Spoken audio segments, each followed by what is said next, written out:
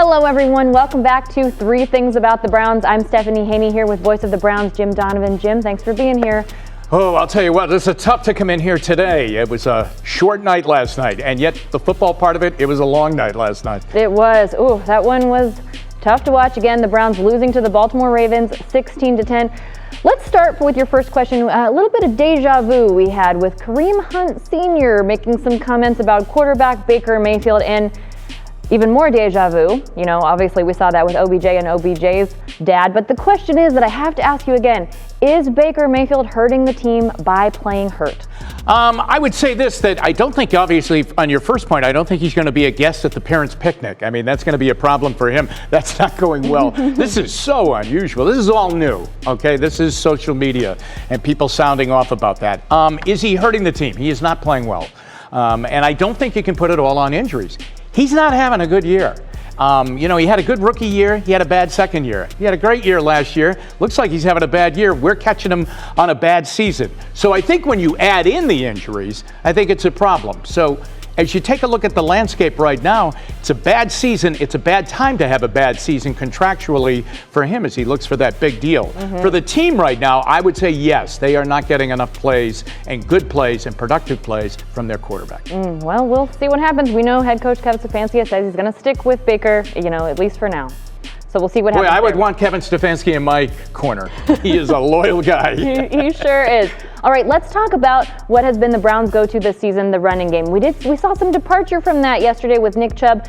Is there a way, though, to get Nick Chubb that ball? Can it be so simple as just not letting Nick Chubb get the ball? Well, it's the wrath of Bill Belichick again. It really is. It's always there. I mean, it never goes away, does it? Okay. It's the numbers game, Stephanie. Really, when you take a look at it, they put 9 up on the box against them. The Browns had 5.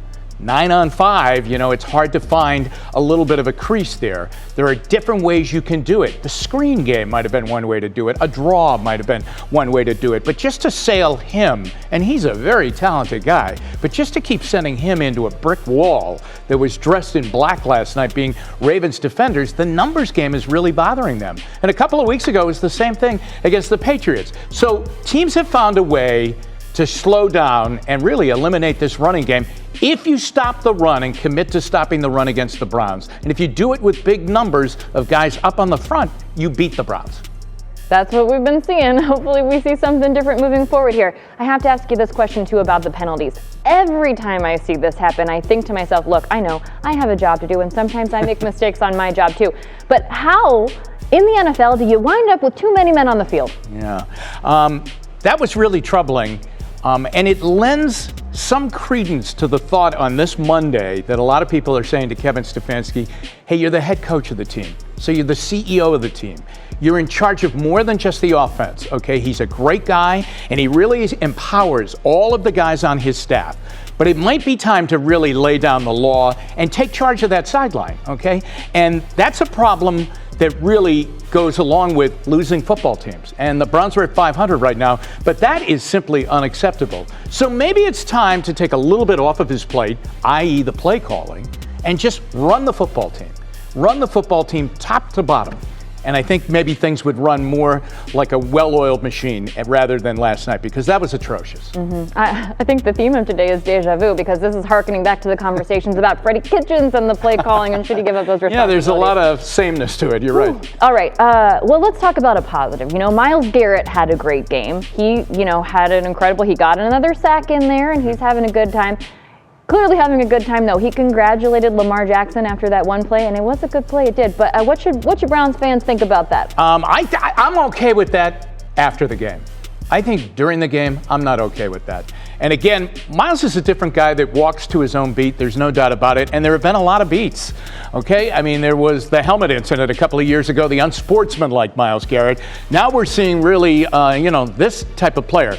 No doubt, if you want to go up to Lamar Jackson after the game, okay, and say, That was a heck of a play, because it really was, okay? It was a Lamar Jackson highlight play. I'm fine with that. You want to trade jerseys after the game? I'm okay with that. But during the game, in such an important game, in a game where every yard was so important, and that was a third down by the 13 or 14-yard line, I don't think that's the way it goes. I really don't. And I don't care what beat you walk to. You need to walk to the Browns beat right now. So I had a little bit of a problem with it. Yeah, not exactly a game face in that moment no. for Myles Garrett. Okay, last question for you, Jim.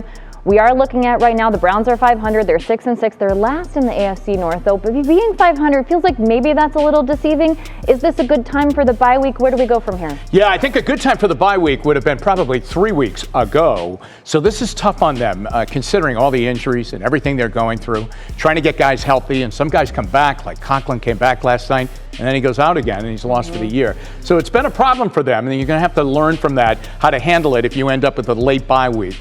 But the Browns have a real mathematical problem right now if you're thinking about the playoffs, okay? They have to win the division to get in because, Stephanie, their losses are so many of them in the AFC that if they went into a wild card situation, the first bylaw there is head-to-head competition. They have lost to the Chiefs. They have lost to the Chargers. They have lost to the Steelers. They have lost to the Ravens. They have lost to the Patriots. That's a problem, okay? Because then if you went head-to-head with those guys, you're automatically out. So they have to win the division. Time is short. Games are short. Now they need them all. We do need them all. We do have a break this coming up week. Jim, thank you so much for your time. You got it. We'll be back in 2 weeks when the Browns take on the Ravens again, this time at home.